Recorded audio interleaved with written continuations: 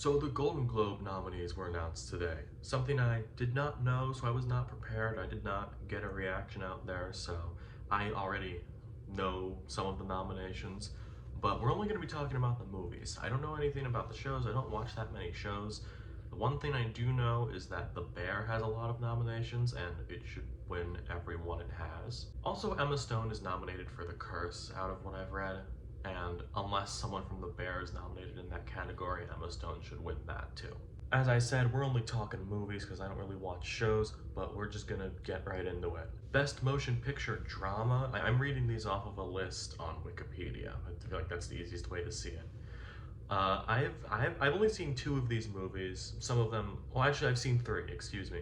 I've seen Killers of the Flower Moon, Oppenheimer, and Past Lives. It feels like there are more nominations this year. I don't know if it's always been six off the top of my head. I never caught Anatomy of a Fall when it came out. It wasn't really showing anywhere around me.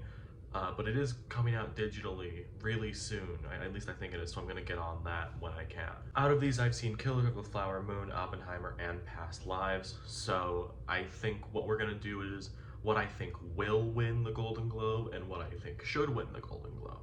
I know that Anatomy of a Fall has a lot of heat coming into this. I'm sure this isn't gonna be the only nomination it gets, but people really love Killers of the Flower Moon. The people that have seen Maestro really like Maestro. Same thing for Zone of Interest, but also Killers of the Flower Moon, Oppenheimer, and Past Lives are all pretty beloved for the most part. I know there are some people that aren't giant fans of any of these movies, but what I think will win, I think Oppenheimer is gonna win this one, if I'm being totally honest. It feels, it feels grand to a point where I honestly, well, again, I'm pretty sure Christopher Nolan's nominated for director, but I feel like if he ends up winning director, I feel like it's gonna end up winning picture. What I think should win, I wouldn't be, I wouldn't be mad if Oppenheimer won, but I'd also like to see something like Past Lives win. I really enjoyed that one. Best Motion Picture, Musical, or Comedy. Kind of surprised to see Air in here. I feel like that lost a little bit of steam since it came out so early in the year, but I liked Air enough where I think it's good enough here. Also, I am not great at picking out snubs, so if I miss something, I'm gonna put up text here just in case. And same as Best Motion Picture Drama, the only ones I haven't seen were ones that aren't officially out here yet. I haven't seen American Fiction, which I've heard is great, and I am chomping at the bit for Poor Things. I really want to see this. But I've seen the other nominees. I've seen Air, Barbie, along with the Holdovers and May December. I'm still gonna do reviews on those last two because I really want to talk about those two. Those two are some of my favorites of the year. In terms of what I think will win, I think I read that Barbie is the most nominated movie of the year. So, and plus that's the biggest movie of the year anyway, so I wouldn't be surprised if that won. But honestly, like out of my personal opinion, I think May December should win. I mean, I guess it goes against the idea of having media literacy if I don't really think May December is that much of a comedy, but it's pretty funny, but it also deals with very dark subject matter. I'll have more to say about that in my actual review of May December, so I'm not going to touch on it too much. But of course, Poor Things just released in very limited amount of theaters. It's coming out, at least in the United States where I am. It's coming out in wide and like everywhere, I think on the 22nd of this month. So we're gonna have to see how that goes there. Best Animated Feature. This one is a doozy. I have seen all of these movies in this category except for Suzume. I can't really find that anywhere, although I know it's on Crunchyroll now, but it took a while. But we have The Boy and the Heron, Elemental, Spider-Man, the Mario movie, Suzume, and Wish. Which, the only outlier for me is Wish, if I'm being totally honest. I meant to record a review of Elemental, but I lost the footage for it, so I'll say I think Elemental was surprisingly good, and I am also not surprised it's nominated. But with the competition, it's pretty much coming down to The Boy and the Heron and Spider-Verse for me. The Boy and the Heron is another review I have to record. I want to sit with it for a little while, but I think for sure it's worthy of a nomination. I read somewhere that it does have another nomination in here, so I don't know which one it is. Honestly, I'm gonna think it's Score, because you know, Joe Hisaishi is the GOAT. Where's the Ninja Turtles? Like, that wasn't even my favorite movie of the year, but Where is that? And also, where's Nimona? That is one of my favorite movies of the year. Where is that? I'm actually pretty sad that that never really caught on with the awards. But hey, it's a packed year this year. But still, if you can nominate Wish, nominate either Ninja Turtles or Nimona, it's actually kind of upsetting. I forgot to say this for Best Animated Film. What I think will win, it's honestly a toss-up between Spider-Man and The Boy and the Heron. It could go either way for that, since The Boy and the Heron is already winning awards above Spider-Verse. But my personal pick, it's Spider-Verse. Best non-English language film? A lot of these I haven't admittedly seen. The only one I've seen here is Past Lives, but I've heard of all of these, maybe except for Io Capitano. I don't really know what that is, but I've heard a lot about Anatomy of a Fall, obviously. I've heard a lot about The Zone of Interest. I've heard a couple of things about Society of the Snow, which I don't know if that's on Netflix yet. If not, it's going to be on there really soon. And I've heard good things about Fallen Leaves as well. I don't really know when that's coming out here or even if it's out. I really did enjoy Past Lives. I said that earlier. I think Anatomy of a Fall and The Zone of Interest are two that I have to see since they're gaining so much traction. And plus, both of them are interesting to me. These are not movies where, oh, I'm gonna watch them because I have to if it's gonna be in the Oscar race. No, these are two movies that are legitimately very interesting to me, especially Zone of Interest. Out of what I've heard about it feels like it could be one of the more unique movies of this year. I guess it's an easy pick for what should win, in my opinion, since I've only seen Past Lives. But with already, I'm pretty sure Anatomy of a Fall, both Anatomy of a Fall and Zone of Interest and Past Lives are nominated for Best Motion Picture Drama. So, honestly, I know a lot of people have said Zone of Interest is one of the best movies of the year. In fact, some have said the best movie of the year. So, I don't know, I wouldn't be surprised if the Zone of Interest won, I guess. Cinematic and box office achievement. I don't know what this is. I have no idea what this category is supposed to mean, like when they pick a winner, because it could go in different directions in terms of like what this category means of like, oh, the highest grossing movie of the year? Barbie? That's the winner right there, if that's it. I suppose just going down the list, Guardians of the Galaxy Volume 3 is the only Disney movie that made a profit this year, at least so far, but I feel like we can put the stop right there. But that in itself is an achievement. John Wick 4, I think, is the highest grossing one in the franchise. That's pretty cool. But even then, with Mission Impossible Dead Reckoning, that bombed. Like, no, it's one of my favorite movies of the year. It sucks that it bombed because it came out right before, like the week before Barbenheimer. Why is it here? I have no idea why it's here. Oppenheimer, of course, you gotta get that in there. Of course, it's tied to what is arguably the biggest pop culture moment of the year, in my opinion. And on top of it, it's a 3-hour R-rated biopic that almost made $1 billion. And since it's getting re-released quite a bit in the next couple of months, it might hit $1 billion. Across the Spider-Verse, I don't know if it broke records money-wise. I don't remember exactly how much money it made, but if we're going with the term cinematic achievement, yeah, hell yeah, it's a cinematic achievement. I think it's awesome. Super Mario Brothers movie, yeah, it kind of made video game movies cool, which is an achievement in of itself with how many bad video game movies we've gotten. And it's the second highest grossing movie of the year, and that's, even if you like the movie or not, that's nothing to scoff at. And the Taylor Swift concert movie, which was big in its own right. I'm pretty sure it's like one of the biggest openings for a movie released in October ever. So that's a big achievement in of itself. So yeah, I just don't get what this category is. I think it's a little strange, but honestly, just, I don't know, would Barbie, give it to Barbie or Oppenheimer? I feel like that's the way to go with this. Best performance by an actor in a motion picture drama. We have Bradley Cooper for Maestro, Leo DiCaprio for Killers of the Flower Moon, Coleman Domingo for Rustin, Barry Keoghan for Saltburn, and Cillian Murphy for Oppenheimer, and Andrew Scott for All of Us Strangers. I've seen half of these performances. I've seen Killers, Saltburn, and Oppenheimer. I feel like this is the main 6 that's going to be competing for the Oscar. So that's pretty cool, in my opinion, that it's in my opinion, pretty much already solidified. Admittedly, I am still team Cillian Murphy. I think he does an incredible job in Oppenheimer. I'm glad to see an actor like Coleman Domingo break in, who's an actor I think has been needing some love recently, and I'm glad that he's finally getting his big break. Maestro isn't out yet. I know it's playing in some theaters, but it's not on Netflix yet.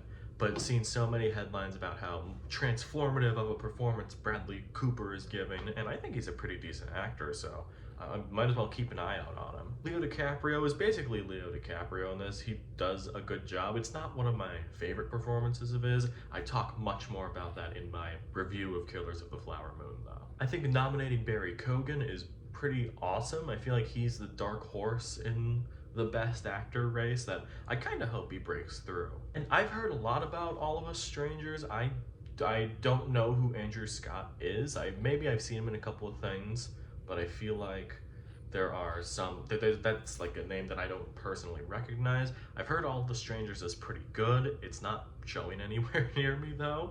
I don't even know if it's out, actually. But other than that, just let's see what happens with this. It's pretty easy for me to say that, at least at this point in time, I think Cillian Murphy should win and probably will win. Best performance in a motion picture drama for an actress. This is a pretty tough category as well, at least out of the ones I've seen.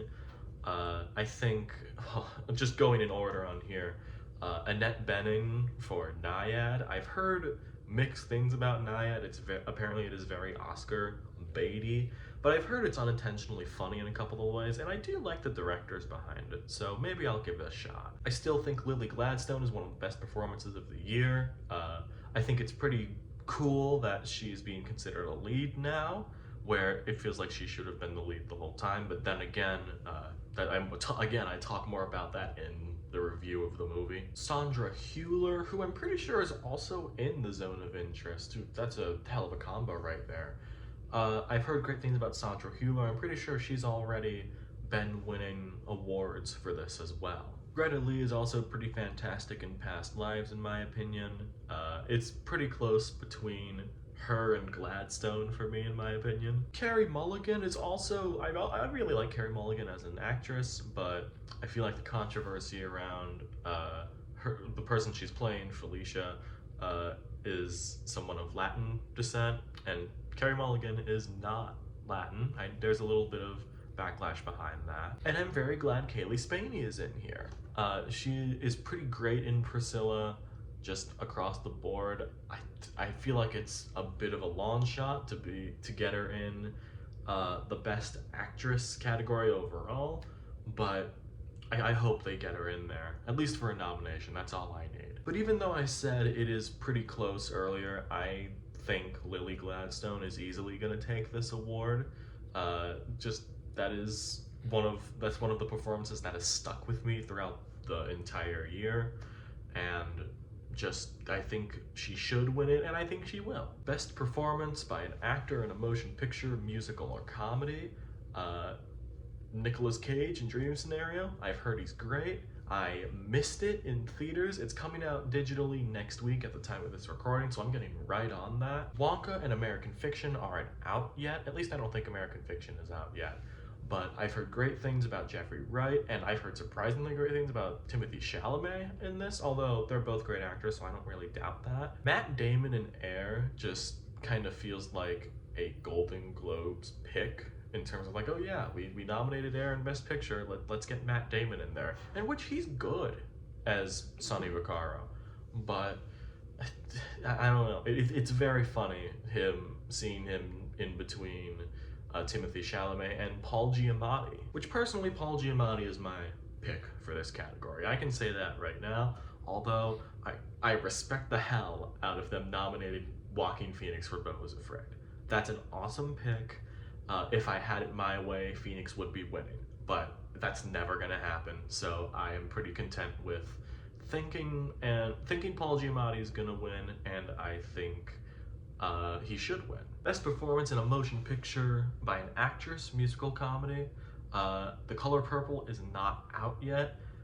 Fantasia Barrino, I know she's a singer. I'm pretty sure this is her first time acting, so that's pretty incredible. I still have to see No Hard Feelings. I know it made quite a splash, but I like the idea of Jennifer Lawrence just going full on in the comedy, so that's cool. Natalie Portman in May December, honestly, is one of my favorite performances of the whole year. Again, that is something I am going to get into with when I talk about May December in full in its own video. Alma Poitsti, I probably butchered that pronunciation, but Fallen Leaves, I'm pretty sure that is a non-English language nominee. It is, I just checked. So I don't know anything about this movie. That is great. Congratulations to Alma. Margot Robbie for Barbie. Yeah, and also the same thing for Emma Stone in Poor Things, which I keep seeing like, oh, like give her the Oscar now and all that. But I'm gonna be honest. I wouldn't. Well, I guess will and should win. I'm pretty sure Emma Stone will win this because there is so much hype around this. And by the time the Golden Globes actually happen, Poor Things will be out. I'm pretty sure all of these movies will be out. I don't know for sure though. But yeah, Emma Stone is probably gonna win this, although I would love for Natalie Portman to win this. I think that would be pretty great. Best Supporting Actor in a Motion Picture, they combine them. There's no comedy or drama anymore.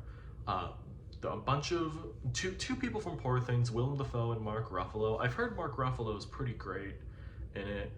But he should probably get nominated out of what I've been hearing. And this is the first nomination for Willem Dafoe, I'm pretty sure, which we all love Willem Dafoe. I get it, but I don't know if he's gonna go all the way like Mark Ruffalo probably will. Robert De Niro for Killers of the Flower Moon. I'm pretty happy he's here. Same thing with Robert Downey Jr. for Oppenheimer and Ryan Gosling for Barbie. It could go either way for any of them, but seeing Charles Melton here for May December is really nice. And I think I hope he wins. I think he should win. But in all honesty, I think it's either gonna come down to Robert Downey Jr. or Ryan Gosling. Out of those two, probably Robert Downey Jr. Best Supporting Actress in a Motion Picture, Emily Blunt for Oppenheimer, which, okay, I like Emily Blunt quite a bit, but I don't know. Emily Blunt is not a performance that stood out to me in that movie, personally. Color Purple is not out yet, although I do like Danielle Brooks in the few things I've seen her in. Apparently she is like by far the best part of the movie as well, so I'm very excited to see that. Jodie Foster, who I also like Jodie Foster, but it's for Nyad as well. I don't really know how it is. Apparently it's a very cheesy movie, and Jodie Foster, I pretty much saw Jodie Foster was the best part of this, so I'm not entirely surprised she's here. Julianne Moore also being here. Another one of my favorite performances. May December. The lead performances in May December are some of my favorite performances of the year, just as a blanket statement. That's that right there. Julianne Moore, I hope she wins. Rosamund Pike for Saltburn, very funny performance. I'm just kind of surprised that she's here. And Divide Join Randolph in The Holdovers. That's a very incredible performance. It is very close between her and Julianne Moore for, I think, who would win this category, and also the Oscar, basically, because I think this is pretty much locked down to what the final 5 could be, maybe outside of Rosamund Pike or Jodie Foster. I don't know. We're up to Best Director now. We have Bradley Cooper for Maestro, Greta Gerwig for Barbie, Yorgos Lanthimos for Poor Things, Christopher Nolan for Oppenheimer, Martin Scorsese for Killers of the Flower Moon, and Celine Song for Past Lives. This is the lineup right here. I'm pretty sure this is the lineup right here. This is like, I'm very happy Past Lives is in here. I feel like that was gonna be one of the sacrifices that was gonna be made for something like, probably The Holdovers was gonna be nominated, but it just wasn't. So I don't know what's gonna happen with that. I've already seen online of like, oh, they're kind of upset that that wasn't nominated, but hey, if that means we can get Past Lives in there, fuck it. Who I think should win, I think this is Christopher Nolan's to lose, in all honesty, because I think he's been trying to get an Oscar for a while. I think it's his time. Bradley Cooper's in the same camp because he really wants an Oscar. It's pretty funny, honestly. But no, I think Christopher Nolan has this in the bag. If anyone could take it, I wouldn't be surprised if Poor Things won, or even Past Lives, if I'm being totally honest. but I think this is Nolan's to lose. Best screenplay, we have Barbie, Poor Things, Oppenheimer, Killers of the Flower Moon, Past Lives, and Anatomy of a Fall. Again, no holdovers in here. Something I thought would be in here, but I'm gonna be honest. It's coming down to Barbie and Past Lives for me. I feel like that is the final two. Again, I haven't seen Anatomy of a Fall. Apparently, the screenplay for that is fantastic, but it's between Barbie and Past Lives for me. I might give the edge to Barbie, in my opinion, mainly because I can't believe it got made. I can't believe this movie actually happened every now and then, on top of how big it was. So I think that gives it the edge. Again, I wouldn't be surprised if Poor Things was it kind of edged it out once more people have seen it, but I think Barbie should win, and I think Past Lives will win. They like a good human story, so I'll go with Past Lives will win, Barbie should win. I think that's a good split. Best original score. Now, if you've been on the channel for a while, I talked about music for quite a long time. So I always like looking at favorite scores of the year. And as someone who just listened to the Poor Things score last night, because I had heard the music in the trailer and I needed to hear this thing. So I listened to it all last night. It's fucking awesome.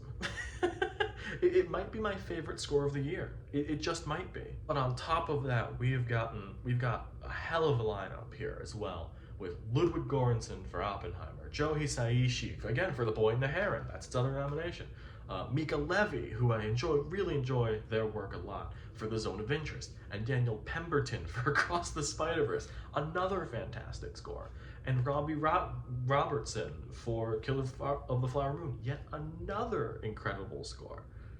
Again, in my opinion, this is the lineup. This is the lineup here. Although I will not be surprised if Oppenheimer wins this. So many people fell in love with that score. I think it's a pretty great score.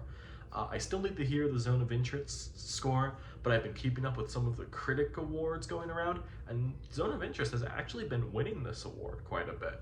It's either been this, or I think I've seen, oh, I may be wrong, but I might have seen a Killers of the Flower Moon win in there as well. And of course, since Robbie Robertson passed away, that they typically do this, and they typically give an award, a posthumous nomination, an award. That happens sometimes, so I can't rule that out. But yeah, no, Jerskin Fendrix, apparently this is his first score for Poor Things. It's incredible. I guess that makes it think that I think the score for Poor Things should win, but in all honesty, I would not be surprised in the least if Oppenheimer won. So I think Oppenheimer will win, but Poor Things should win. Also, shout out to literally every other score nominated, because, well, except for The Zone of Interest since I haven't heard it, but this is a stacked lineup. Last category we're gonna go over is Best Original Song. And I know some people were surprised to hear, like, oh, what the hell is Addicted to Romance? I know this because I'm a Bruce Springsteen fan. I'm a biggest Bruce Springsteen fan. I had heard that he did the song for a Peter Dinklage rom-com called She Came to Me. I haven't seen it yet, but the song is pretty good. 3 Barbie songs here as well. Dance the Night by Dua Lipa, I'm Just Ken by Ryan Gosling, and What Was I Made For by Billie Eilish, which, yeah, no, those are the big ones. We also have Road to Freedom by Lenny Kravitz from Rustin, which I like Lenny Kravitz. I haven't seen Rustin yet, but I figured I might as well watch it at some point, since I also do like Coleman Domingo. And of course we have Peaches by Jack Black from the Super Mario Brothers movie, which, it's a joke song, and also I don't really think the joke is that good. The joke stopped being funny right now. Because if I'm Just Ken doesn't win, well, more specifically, if Peaches wins, I'm gonna be upset. And I'm saying this as a fan of the Mario movie. Why is it here? No, easily will win and should win I'm Just Ken. That's like, it's way too obvious, at least to me. Pretty sure Barbie ended up being the most nominated movie out of all of these, but mainly because of all those all those song nominations. But this is gonna be an interesting year. I think this was a surprisingly good lineup from the Globes after taking a couple years off.